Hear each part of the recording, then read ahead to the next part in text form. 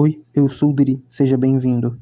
No último capítulo, nós tivemos o fim do combate entre a Estrela Seguidora contra a Bruxa da Glaciação. Combate esse que já estava marcado para acontecer, e também que já se previa que seria um dos mais difíceis para Aldebaran. Não em questão de combate, e sim na questão sentimental. Essa dificuldade acabou se mostrando verdadeira quando o próprio Aldebaran admitiu em pensamentos que interagir com a Emília era difícil. A cada palavra que a Emília soltava, um dano psicológico era aplicado no Aldebaran. E no final do capítulo anterior, o Roy terminou de jogar sal na ferida ao falar para Aldebaran que ele fez ela chorar. Bom, antes de começar o resumo, já vai deixando o teu like, se inscreve, comenta, compartilha e também confere os links aí na descrição. Um deles vai ser o meu Live Pix para quem quiser me ajudar financeiramente e outro vai ser para comprar os volumes oficiais e traduzidos da Light Novel. Agora vamos pro resumo.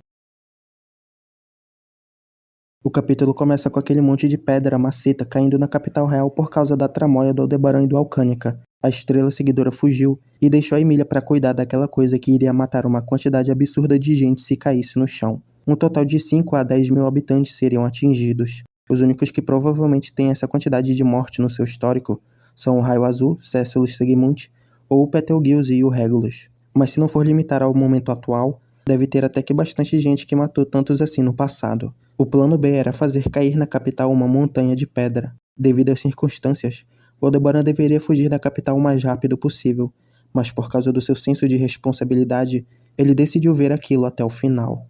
Decidiu marcar nas suas memórias o resultado daquela tática hedionda e maligna. Como ele esperava, a Emília agiu e foi capaz de impedir a queda daquela montanha. Contrária à sua aparência gélida, aquela era uma mão que salvaria a todos da morte certa. O Roy, adivinhando os pensamentos dele, diz que aquele é um jeito bem poético de encarar aquela situação. O Aldebaran diz que comentários desse tipo, com teor mais poético, faria mais sentido de virem do irmão morto do Roy. O Roy responde que, mesmo que o Lei tivesse esse costume de avaliar o que fosse devorado, tudo acabaria no estômago das almas. Mesmo naquele estado, o arcebispo ainda tinha uma resposta para tudo que o Aldebaran falava na ponta da língua. Era fácil ser confundido pela aparência infantil, mas a verdade era que aquela criatura tinha consumido a experiência e o conhecimento de incontáveis pessoas. É por causa disso que o Aldebaran decidiu controlar ele através da violência e da marca da maldição. Depois da Emília ter tido sucesso em impedir o colapso da capital, o Aldebaran decidiu bater em retirada. Um tempo depois, o Aldebaran refletiu sobre a batalha dele contra o Ron. Apesar da autoridade dele ser muito roubada, ainda haviam adversários que poderiam oferecer algum perigo a ele. Apesar disso, ele ainda tinha certeza de que ninguém jamais o derrotará. Porém, ainda havia a possibilidade de evolução. Por isso, nesse assalto à torre de prisão, o Aldebaran decidiu aproveitar cada um dos seus loops ao máximo. Ele enfrentaria cada um deles com todo o seu poder e assim, ele acabou retornando 6.724 vezes. Se foi muito ou não, vai de cada um. Mas o Aldebaran sempre considerou a quantidade de loops pertinentes. Houveram momentos onde a quantidade atingiu números estratosféricos, mas nesses casos, mesmo os loops onde o Aldebaran não fez absolutamente nada, aconteceram do jeito que aconteceram por razões que justificavam isso. Por exemplo, houveram loops onde ele não fez nada para que pudesse dar um respiro para o coração, acalmar a mente. Então não importava a quantidade de loops, o Aldebaran sempre os enxergaria como a quantidade perfeita para lidar com a situação.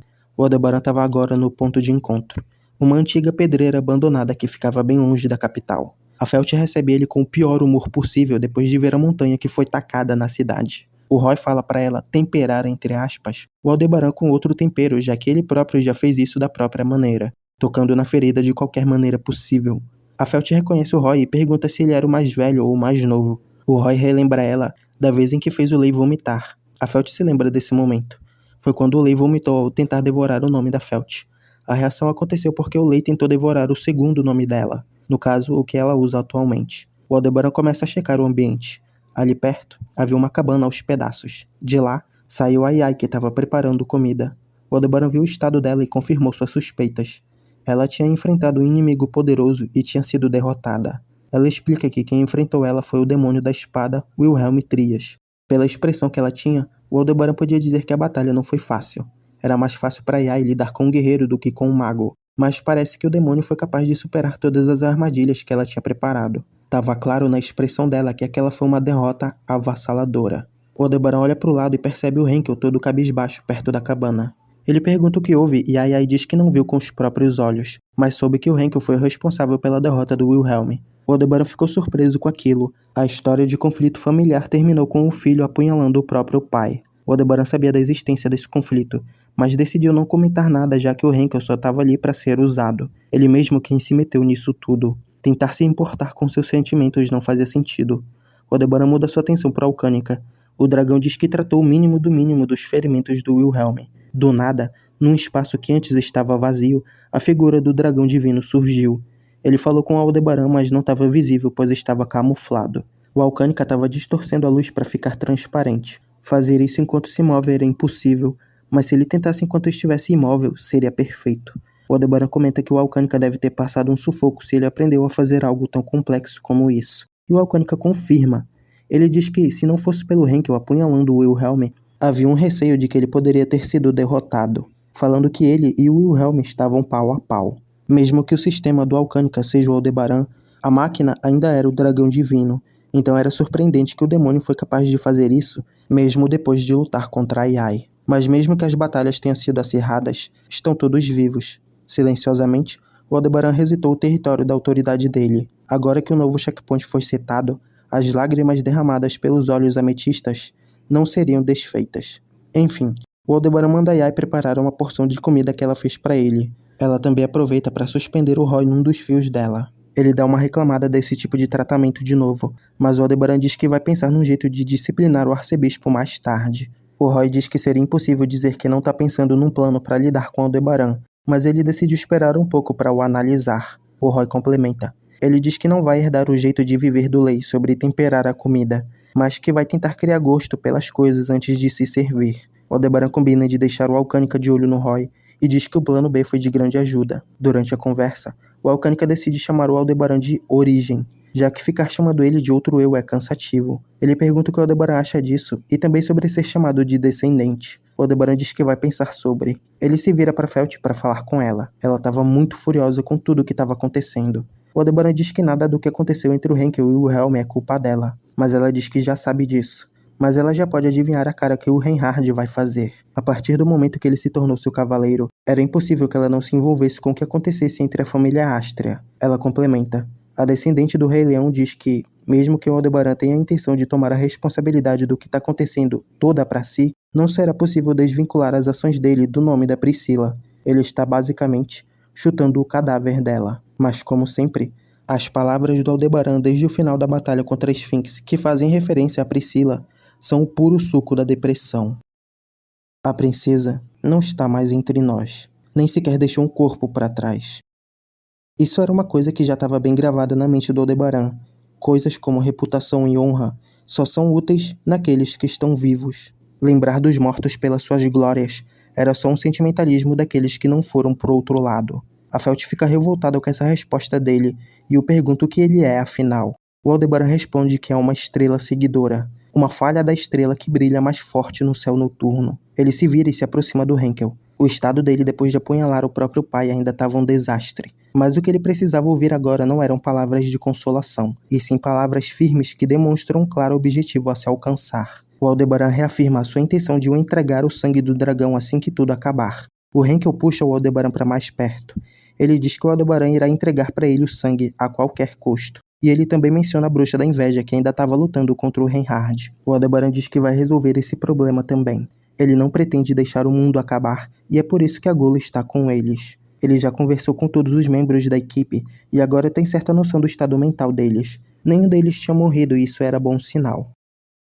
Por enquanto, devemos conseguir nos estabelecer aqui. Comeremos a comida da Yai e retomaremos a viagem depois de um breve descanso. O caos da capital real só vai continuar.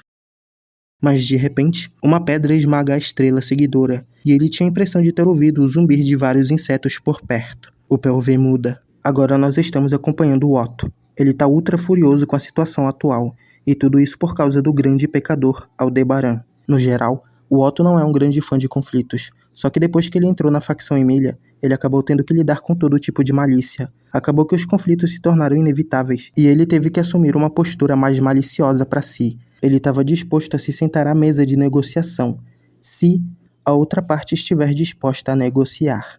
Era basicamente consenso da facção responder generosidade com generosidade. Porém, Se a outra parte mostrasse nada além de hostilidade, o Otto mostraria a pior hostilidade que ele poderia mostrar. Mas nessa situação em que sua bravura era necessária, ele só podia se culpar pela sua própria incapacidade de proteger a sua família. No fim, ele acabou tendo que ser consolado pela Emília, sendo que, como um ministro de assuntos internos, era o trabalho dele consolar a candidata à rainha que ele decidiu apoiar. Bom, eles não eram capazes de reunir forças capazes de superar o poder do Reinhard, e não eram capazes de reunir uma tropa com o mesmo número de soldados que a tropa da Felt. Não sobraram muitas cartas pro lado das facções do reino. Contrário a isso, estava o Aldebaran e sua equipe com muito poder de fogo. De alguma maneira, ele foi capaz de passar pelo Santo e, com a ajuda do Dragão Divino, foi capaz de superar as forças da Felt. Só a Emília e o Wilhelm não seriam suficientes para deter ele. O Otto não tinha o talento para combate do Reinhard e nem o talento de estrategista do Valga Cromwell. Ele também não esperava superar o próprio limite. Tudo o que ele podia fazer era explorar os 100% do seu próprio potencial. O Otto já sabia que o Aldebaran estava na pedreira abandonada. Utilizando ao máximo a sua proteção, ele tinha reunido mais de 100 mil insetos Zoda para trabalharem para ele. Os insetos estavam fazendo várias coisas, lançando aqueles pedregulhos, reunindo tropas e também obtendo os pedaços de informações que a Felt conseguia passar para eles. O Otto já sabia que eles estavam indo para o Geyser. Com essa informação em mente, o Otto decidiu que seria o causador dos pesadelos do grupo do Aldebaran.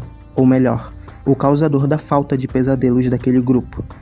Por favor, não se iluda pensando que poderá dormir novamente. O mundo inteiro é seu inimigo agora. É assim que Otto Suin lutaria, não como o santo e nem como o grande estrategista, mas sim como o ministro de assuntos internos da facção Emília, extraindo de si mesmo 100% das suas capacidades. E assim, eu finalizo esse resumo. Que capítulo, hein? Mais dos conflitos internos do grupo do Balacobaco moderno rolou aqui. O Henkel tá cada vez mais quebrado e o Aldebaran já notou. Não que ele não tenha percebido antes, mas tá cada vez pior. E a única coisa que faz o Henkel reagir a qualquer coisa é o tal do sangue. E não esqueçamos, o Wilhelm deu um sermão no Henkel que fez algo acender no coração dele. Eu não lembro em que vídeo foi, mas eu já cravei que o Henkel vai trair o Aldebaran. O primeiro passo rumo a esse futuro já foi dado e começou com o Wilhelm. As palavras dele surtiram efeito. O Henkel também já tá se questionando sobre a Luana gostar disso ou não, e ele já sabe muito bem a resposta. E irmão, agora é o Otto que vai confrontar o grupo do Aldebaran. O cara decidiu pôr a mão na massa e vai trabalhar para não deixar ninguém dormir. E que sorte do Aldebaran de ter reativado a expansão dele. O cara teria morrido de vez ali naquela primeira pedra que o Otto fez os insetos lançarem. E ele já sabe para onde os caras estão indo. Curioso isso, né? Cada um dos membros envolvidos nessa batalha tem um pedaço de uma informação que, se juntada, dá um contexto muito bom sobre o Aldebaran. Só que os caras estão tudo separado. Eles vão ter que se juntar em algum momento, porque senão, não vai rolar. Além disso, nós tivemos a confirmação de que a Gula realmente está ali por causa da bruxa. Aquele nome que ele cuspiu foi só uma consequência da batalha contra a Emília. Talvez o Aldebaran esteja real planejando devorar as memórias da Petra. É uma possibilidade bem alta, já que o Aldebaran já se mostrou disposto a sacrificar pequenas coisas. Contanto que não envolva tirar uma vida, o Alcânica já deu esse vislumbre pra gente. Ele fala pro Wilhelm que qualquer coisa que aconteça é melhor que o fim do mundo. E é por isso que ele tá fazendo o que ele tá fazendo. A Petra ficar totalmente sem memórias é um sacrifício válido, se isso significar a salvação mundial. Só que ainda é muito estranho. Se o plano dele era usar a Gula na Petra para resolver os problemas dela saber sobre o retorno, por que ele não levou ela junto? Era só pegar ela e sair correndo. Ele tava com a Alcânica ali e seria fácil sequestrar Petra. São muitas coisas a se pensar e muitas revelações ainda estão por vir. Enfim, não esquece de deixar o like, de se inscrever no canal e de conferir os links na descrição. Espero que tenha gostado do vídeo. Muito obrigado por ter assistido do início até o final. Valeu, falou e nos veremos em breve.